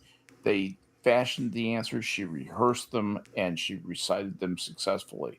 She's a reasonably bright woman. She doesn't have a lot of want to, and I think she has a substance abuse problem. I suspect she does, but that doesn't take away from the fact she's bright enough to do that. She did that confidently, and I think she won the election. You heard it here first. I'm calling it for Kamala. Yeah, you're not the first person to say that, I'm afraid. But I would just like to point out that if Mythbusters taught me anything, it's that even a dumb goldfish can swim through hoops. Yeah. Well, thank you, Jack. No, well, he's talking about Kamala, not you. I'm talking about. Oh. Fuck you, man. Yeah. You don't even surf, Jack. Do I have that image handy? Let's see. Wait a second. Do I have this one? Did I store it anyplace useful? Oh, I have a tag for surf on this Mac. Where is it? This is stupidest fucking shirt. You don't surf. You've never surfed. Lying little shit with your bullshit shirt. Fuck you. For anybody who doesn't know what we're alluding to, that was this moment. It's my favorite meme ever. I still love that meme. Yeah, it's pretty great. It's a stupid fucking shirt. It's pretty great. You don't surf. Yeah. You never surf. Why don't you show your shirt? Fuck you. Fuck you. Okay, what were we talking about? Oh yeah, Kamala Harris. Kamala Harris. And the thing, I feel like she deliberately, well, her team deliberately put those on her to get us to have this conversation. Now, if you think about it logically, Bluetooth has a pretty limited range. Yes. It would not be that easy for somebody to essentially set up their laptop and microphones and all this other stuff to feed her that information. I'm not saying it's impossible because you could use some kind of relay. There are ways you could do it, but put a relay just right in back of her. But she doesn't need it. And you could hardwire that. Well, like Skep said, she probably had access to all the questions, and plus the moderators admitted, this is something they've admitted, that they felt like Trump got away with too much in the debate with Biden, and so they were aggressively fact-checking him and only him. That's crazy. That's if you believe that, you're a partisan. Well, no, I'm going by what they said. Well, no, yeah, I didn't mean you personally. If a person believes that, then they're kind of just saying that they're a partisan. Yeah. I mean, it's fairly obvious that something was going on because there was definitely some preferential treatment given to Kamala. Because she said some stupid shit that's objectively not true. Even Snopes admits the fine people hoax is just a hoax. But they didn't call her on that at all. But they were sure ready to fact check the hell out of Trump on stuff. Anyway, doesn't matter. Trump exaggerates. He's a salesperson. He's not a politician, and he's a bit of an egotist. Well, a bit. What's a bit? A bit. Napoleon was a bit of a general. Yeah. He, unburdened by imposter syndrome, Donald Trump left. He will be unburdened by what has been. Yeah, unburdened by what has been. I saw some pictures of Kamala hanging around with Willie, You know, back in the day, she wasn't terrible looking. Oh no, she you know, she was She's a little weird looking, but she's not an unattractive a woman. solid 6.5. Well, A 7 if you've got her in the right light. Yeah, 7. They'd dress her up to a 7, sure. Yeah. it's Get a little work done. She get higher than that. Probably. It's like Roald Dahl, the Twits, where he has the line about if you have evil thoughts all day, it shows on you, and you look like crap. Where if you have good thoughts, you always look great, even if you're totally deformed, because your general goodness shines through. Do you like that? I always like. Oh my goodness.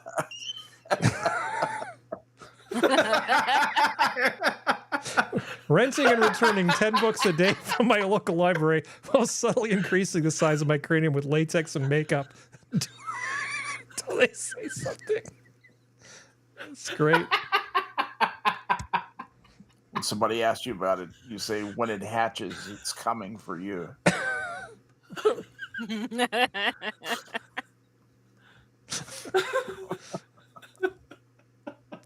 Okay. So, you know, the whole animal eating thing, the comment that Trump made. Yeah. Ryan Macbeth, I guess his name is, did a video where he was talking about that and saying, well, of course, a bunch of Haitians moved there because there were a lot of jobs that didn't require you to speak English or have a degree in this stuff. And so people just went there. And that's fine, except for the fact that I'm sure there weren't 20,000 jobs waiting there. And after 99% of the people showing up there aren't getting jobs, I think the jobs drew them there argument kind of doesn't hold a lot of water. There aren't enough jobs for all the people that went there. So claiming that somehow this was a situation that was created and that somehow the feds moving people around has nothing to do with it, that doesn't make any sense. That doesn't even track. It's the free market, Harry. It's the free market. Free market and nothing else. Well, maybe they should do what Santa Cruz did and not be a sanctuary city and instead say, you know, you can't just drop people off here and tell us to take care of them. That's going to totally work. Man, this is and now I'm sad. Such a mess. Okay, this is a little edgy. I apologize, but I like it. I'll let you read this for yourself. I guess I should read it. Anonymous testicle checking booth debuts in New Zealand. I've seen this. Good. And you see a gloved hand going through like this hole in a wall. Anubis weighing my worth in the Hall of Mott. Glory hole, but lawful good. It's been a good excellent posts. It's been a good week for memes. How about this one, Sora? It's a GIF. Oh, poor cat. Poor putty tat.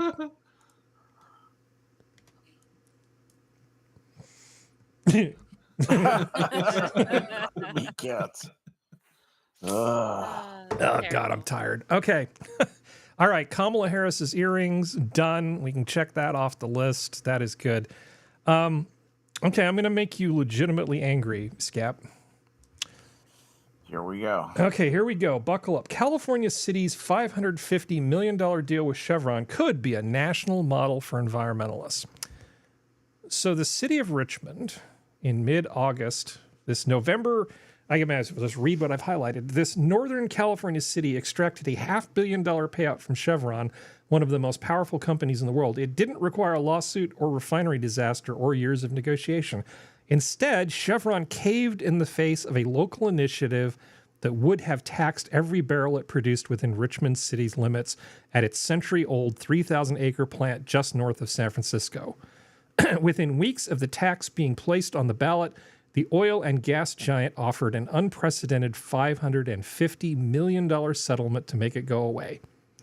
The local activists and city council who initiated the process had not set out to win a compromise, but they have revealed a new source of leverage that can be used to win concessions from large corporations with little political bloodshed. In doing so, they may have inadvertently created a playbook for other local governments by proposing a 50-year tax that would have left Chevron's business future to the whim of voters. And in the weeks since the settlement was ratified, some of those plans have already been set into motion. Representatives from Healthy Martinez, a watchdog group in a nearby Bay Area city home to Don't Really Care, another refinery basically, say they are exploring their own tax initiative. Well, if we want to basically bludgeon the oil companies into submission, why not just tax them into oblivion? You can. Because you absolutely can. Because why complain about the price of gas in California when you're literally lawfaring, I guess it's not technically lawfare, but it's legislation fair, the refineries to the point where they won't be able to afford to do business in California. Yeah, that's not going to be very popular in Martinez, but or any of those places up there.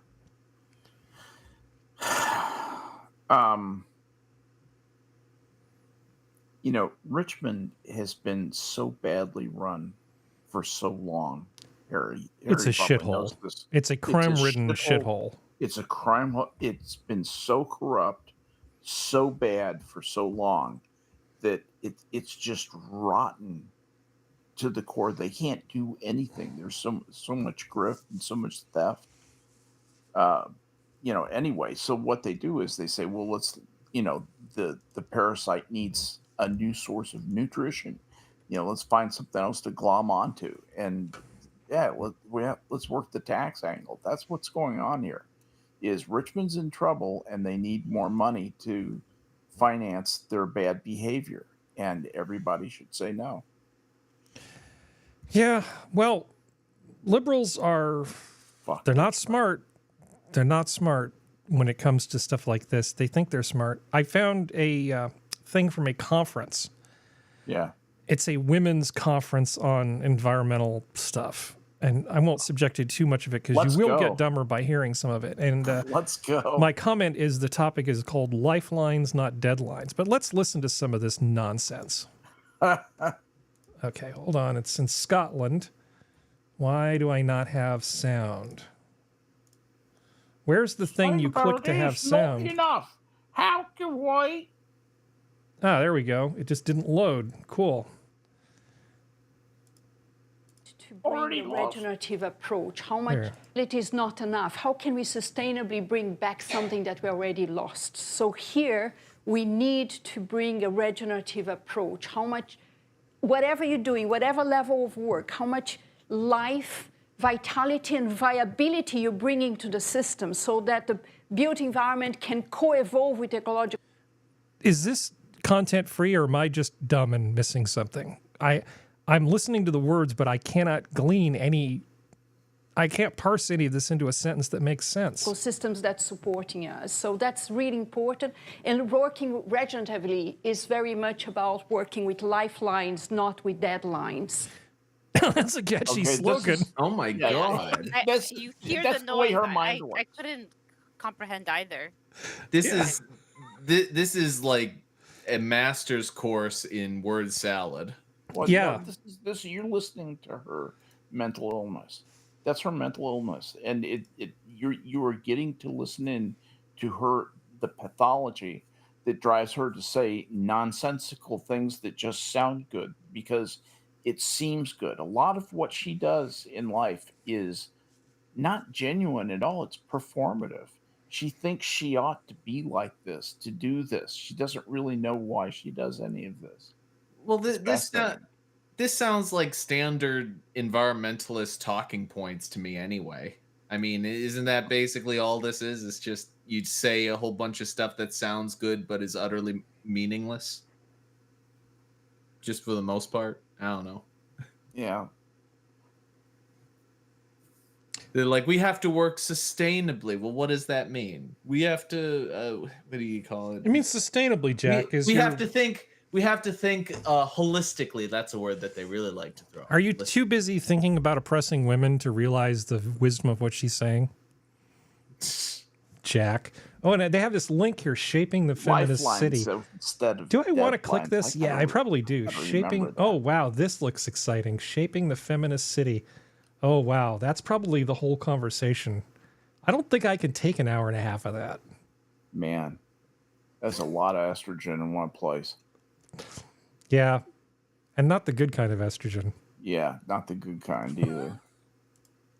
They're getting stuff done. In debt. And I wondered, obviously, the planning and what politicians do and the way we build our cities is very important, but also the kind of attitudes that go along with that. Oh, good. We're not talking about how we actually build anything, just the attitudes about how we think about building things. Okay. Just go away, all of you. I hate you. Go away. Go away. I just got stupider. Yeah, me too. I can feel the stupid just creeping into me. It's just, these are ick. Okay. Gone from my life, harpies. Okay, well, shall we talk about Super Mayor Tiffany Henyard? Because in the last couple weeks, she's actually managed to do not one, but two ridiculously outrageous things. Fantastic. Let's go for it. Go. Oh, there's a comment in chat. She's my new favorite con man. Somewhere there are sandwiches. Sandwiches needing made. Okay. Yes, I get the general idea. I like sandwiches. I like sandwiches a lot. Me too. Sadly, I'm usually the one that makes them because I'm very exacting about what goes on them. That's a me problem. Okay, so Illinois Super Mayor Tiffany Henyard throws extravagant party while under fire for excessive spending. Report. Lavish event featured an R&B singer and a rap artist. Yeah, so the city of Dalton Township is essentially broke, but they're not quite sure how broke because she's still hiding information about all the money that she spent. So this is published on September 11th. Self-appointed super mayor of Chicago suburb is under fire after she threw an $85,000 party that featured R&B singer KK Wyatt and rapper Jay Holiday last month, but hardly anybody attended. Henyard, the mayor of Dalton, Illinois, has come under heavy criticism for her spending of taxpayer funds for first-class travel concerts and more. That was a flop, former Dalton trustee Valeria Stubbs, who went to the mini concert for herself at the Taste of Thornton Township event, told WGN-TV. Yeah, she spent all of this money, like $30,000 for Wyatt to sing, $20,000 for the rap person or the DJ person, and the total for the gig was $85,000. She spent $6,600 getting renting bouncy houses. Or bouncy castles or whatever for people. She's completely out of control. I'm gonna take a guess right now and say that this is the type of person who doesn't operate on any plane of reality, and they're just totally unaware of everything that they're doing and how like that's kind of a problem. Well, I'm really looking forward to Beetlejuice, aka who's the Lori Lightfoot, finally getting access to these records and tracking down every penny she spent. I know this is legal and she just needs to be thrown out, but it's like it really shouldn't be legal. This should just be jail. She's misusing taxpayer money on a level that you just don't see very often. So she also had another party. This is fun. You'll like this. WGN investigates a party with a purpose. South suburban politician Tiffany Henyard threw a bash this weekend. She's trying to silence her critics amidst an ongoing federal investigation into her spending and leadership. And it is as investigative reporter Ben Bradley found, like many of Henyard's events, taxpayers are left footing some of the bill. Hey guys! There she is. It's Super Mayor Tiffany Henyard, the people. She still calls herself Super Mayor. It's so bad. The super mayor took to social media to promote her party. There was a bounce house, skating, and a food giveaway. Well, I spent my own money to make sure that I put on for my city. She got a bunch of food from a food bank in Chicago and then branded it with stuff from her campaign. Now look at this person and try and tell me that she has any idea of what the hell reality is at all. Oh, let me tell you, I disagree, Jack. She's keeping it real. I think she's a genius. I think she is an absolute twisted, larcenous genius. And she has, I know she has a degree in business administration. That you just, she's not a stupid woman. This is not an ignorant person. This is a calculating person who is just going to surf this wave as far as it can take her and she thinks she can get off without a scratch. She's pretty sure she'll walk away from this at least even. Well, she named the event with lots of powerful friends. She named the event. This part of the name is the same as the name of her campaign re-election fund thing. Yeah. So, Friends of Tiffany Henyard. Her lawyer denies it was a political event, but it's clear the bash was meant to bolster Henyard's image as she faces a federal investigation into her spending in Dalton, where she's the mayor, and Thornton Township, where she's the supervisor. And for those that don't know, let me make sure I'm crystal clear about this. I ain't never took a damn thing in my life. So I want to make sure y'all hear out my mouth. Let's start with the party's location. It was held at a skating rink Henyard commissioned in Dalton with an initial estimated cost of $269,000. WGN Investigates had to sue Dalton to get Henyard's administration to release. Yeah, you know what's cool about the skating rink? It's almost always closed except for when she's holding an event there.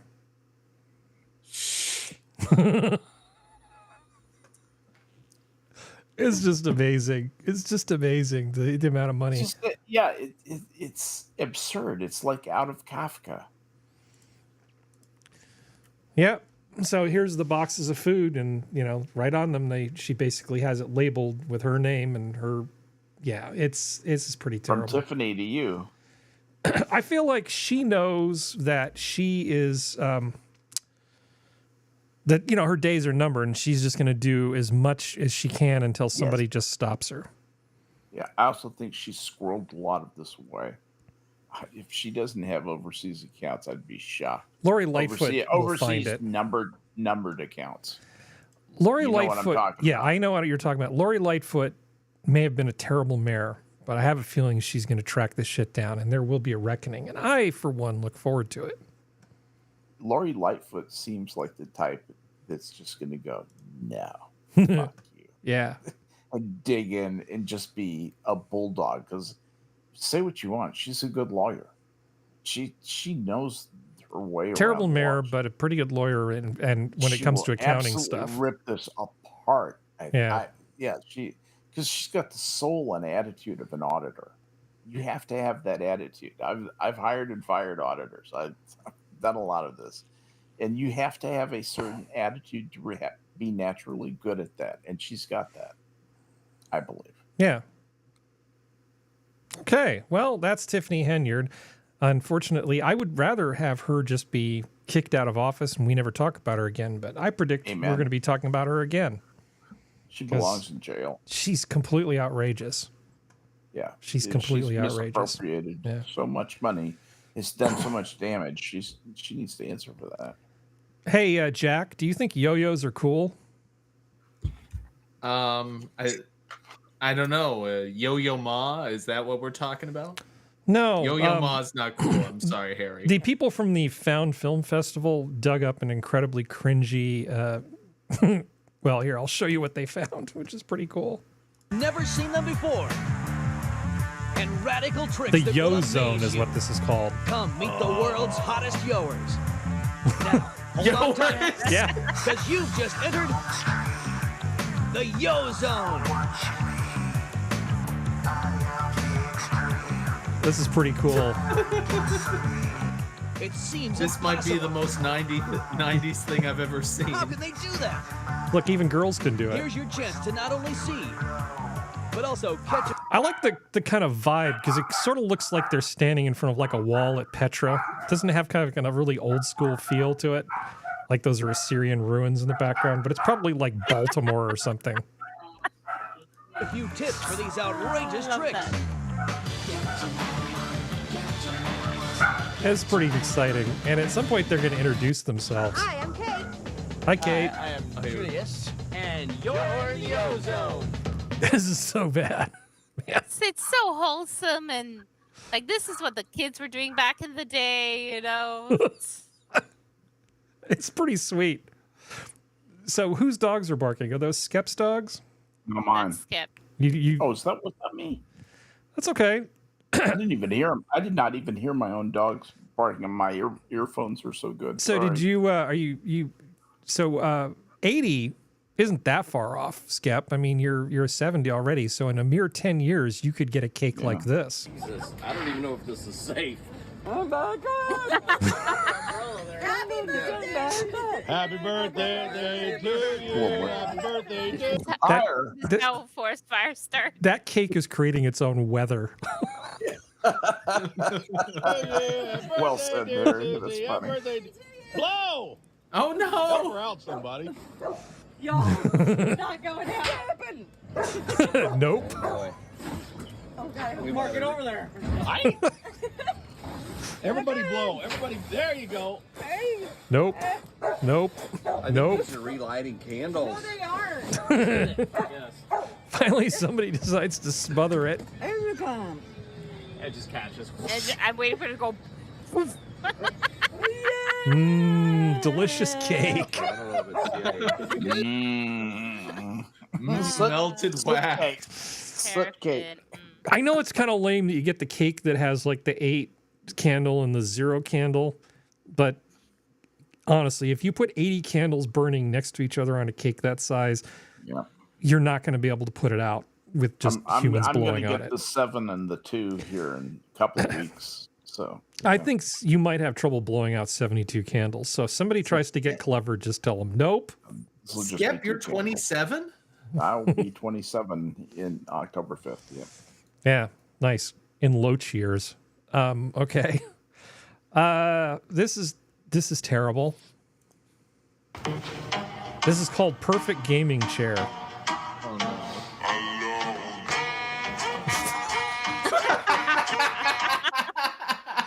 Let's do that one again. You have to realize what's happening. That's a lap that's very sittable. Yeah. Very sittable lap. Yep. Okay. How about these that little taekwondo video that I posted? Did you see that in the flexibility? Yeah. That I meant to mention that to you as a I commented on it. Cleanser. I commented on Potential it. palate cleanser. Yeah. The how about the slowest police chase ever? So this woman's fighting with these 2 police women, and she's off and running. The police women are chasing her. All the obvious music for this is under copyright. She's getting away. I think maybe they should. There are definitely women police officers who could catch her. These just aren't them. Yeah, these are not those women. Yeah. Yeah. You kind of root for her, don't you? Yeah. Like, I don't know what she did. She's probably like terrible person, but at the same time, you're kind of like, She's probably you thinking. deserve it. She's probably thinking, I can't believe I'm outrunning them. I'm like a gazelle. She's probably selling meth to teenagers. Yeah. I want to bust her for it. That's about what it takes to get the police to move on somebody up there. They have to be seen doing something really heinous. Yeah. How many blocks do you think she got until the police gave up? Yeah, right after that. Oh yeah, this is the music. I forgot.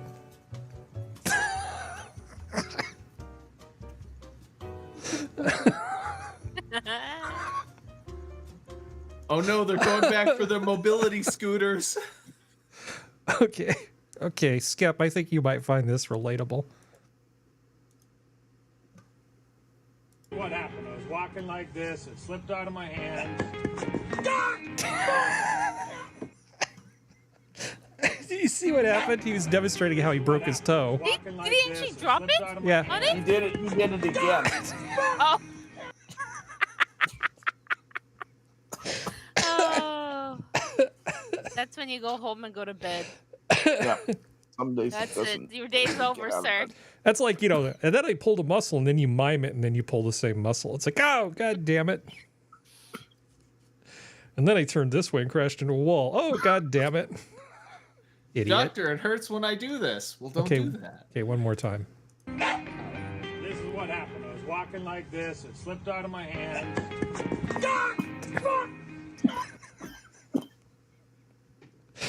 I don't know why other people's pain is so amusing to me. It's unexpected and it's at their expense. Those are two essential vectors of humor. Yeah. So I may watch some celebrity podcasts. I apologize for that. But I'll tell you what I hate. Influencer couples. These for instance, these people that, I don't know, they're like, we're a couple and we make videos. Now, I'm almost willing to overlook the van life fly our people. plane together. The ones that haven't killed off their spouse and left them somewhere. The ones that are still in a van and haven't, done something bad. Down by the river. Yeah, so they drive around, they quit their jobs, and it's like, I'm an influencer, and blah, blah, blah. Yada, yada, yada. But I found an influencer couple that is so insufferable that I need to share my pain with you. Let's see. Show us. Oh, these annoying dancing queens.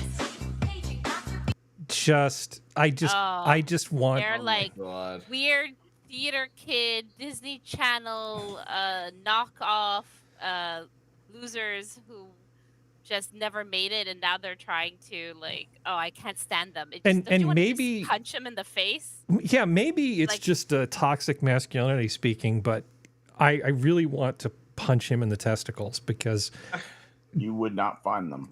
No, but I know where I know where they're supposed to be, so I'll just use the force to work it out. Can I just say, why couldn't this guy drop the concrete block on his toe? Yeah. Well, so he couldn't pick it up in the first place. They had this particular song is usually used for people are showing different outfits or whatever. It's a stupid trend. It's totally cringe. They managed to take it to an extra level of cringe. So there's also an older one of theirs. They do the Barbara's Rhubarb, whatever. It's a German tongue twister song that's really fun. So they do a dance. Now they obviously are dancing. They put a lot of effort into that. If I could just chop their head off and don't see their facial expressions, that the rest is there's a lot of choreography and practice goes into the videos. What about this one, but Sora? Their faces, oh my god, I can't stand this kind of toddlers and tiaras. That's what it reminds me of. They're pageant kids. Okay, what about this one? Does this look good? No. God. Oh my god. Nothing they do. Harry, please turn this off. It nauseates me. Yeah, well, let's just say it got the don't recommend this channel thing. Just hate this. I find these influencer couples at best to be cringe, and this is. But then these guys are on a whole different level of punchable facedness, metaphorically speaking, of course. I would never endorse violence. I want to take them up in an airplane and throw them out. Yeah. This is really awful. Yeah, Seriously. it's pretty terrible. That's as bad as that kind of stuff gets. Yeah. Look at her face. There's no thought behind those eyes. It's clean. Hey, it's pure. I like attractive people, women in particular, doing fun things. Nothing wrong with that. There's this woman that started during the pandemic, jump roping. She's this English chick, and all she does is just jump rope. It's I could just watch some English girl jump rope for a while, I suppose, if I didn't have things that I needed to do. I'm not I don't hate everything in the world. Yeah. I mean, and she got in shape and became a super good jump roper, and it's cool, Mazel tov. Yeah, mazel tov. That's outstanding. Did something good during pandemic, got in super good shape and found a fun hobby, and she probably makes a little bit of coin off of YouTube. Sure, why not? I'm not anti-fun, but these people suck. Yeah, I think it's mostly the attitude that bothers me. Everything's happy all the time, kind of the fake smiles. It's a little unrealistic and insincere. Yeah, it's like if Up With People was gay squared instead of just regular gay. I used to play the banjo for the local Up With people in the Washington D.C. area in the high school version. I was the banjo player. Mm-hmm. If you ever wondered where the banjo player came from, I was that guy. Yeah. Good times. Actually, terrible times. I hated doing that. I hated that. Okay, well, I mean, we're having fun here, and it's not time for the final news article. I'm going to show you a video of a new Steam game that's coming out, and so Sora's with me, so she can look at this.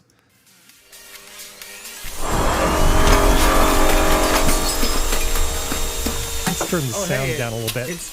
It's Contractor Simulator. Yeah, so it's kind of like House Flipper, except sort of. But you're supposed to destroy? No, you can see what they're.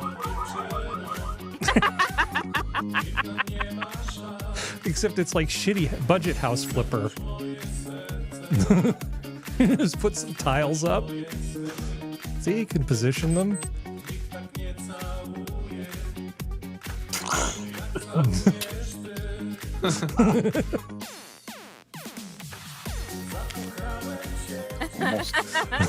Duct tape. Almost like doing the work yourself. Okay, you're gonna love this window, Skep. They're gonna put a new window in. Okay, gonna honk the window in. What do you want?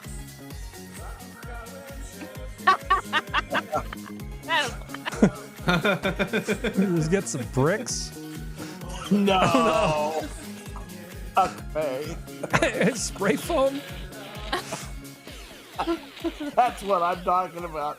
This would be my solution. This is what I would do. And then I'd paint it. This is a Steam game. It's pretty awesome. That's great. That's what I would do. That's what I would do.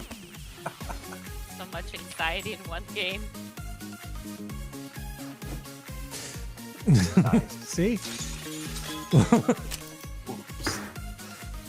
Good enough. Good enough.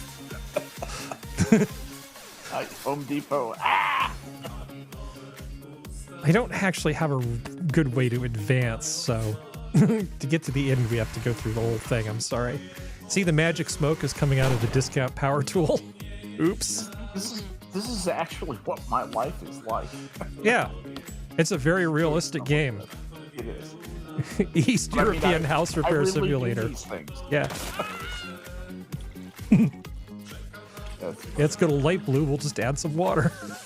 Yeah, it's amazingly realistic. I mean, it has all the components. Yeah, it's VR. Just without the drips. Yeah, it's very exciting. You're gonna like the electrical work as it comes up. Oh, there's a door. You got to make it the right height, so just cut that off. Yeah, that's good. Look at the perspective on that door. Oh, cute! It's the khaki. Oh, I like that. Yeah. That's not a mistake. That was deliberate That design. was fun. Yeah. That was awesome design. Is what that was. Use the. See, little problem with the electrical. Here, we'll just we'll fix this. There's your fuse box.